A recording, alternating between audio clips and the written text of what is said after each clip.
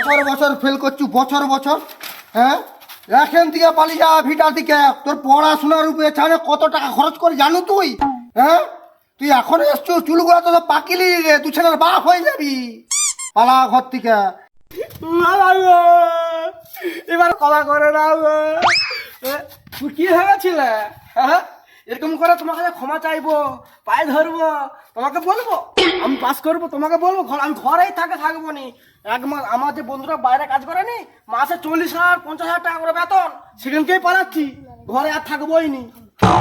যা যা, তবে যা, দুদিন বাদে সেই বুড়া বাপের কাছে আসতে হবে রে। কি রে বন্ধু, আমাকে যে আসতে বলেছিলি, আমি তো ওই তোরে এলাম, কি কাজ দিবি দে না।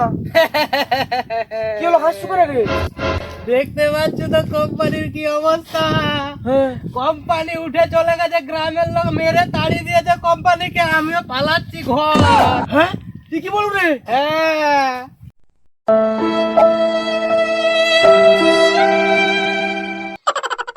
দাদা, অনেকদিন খাইনি, দুটো টাকা দেবে? আমরা শরীর নিয়ে খেটে খাবি যা। চলা।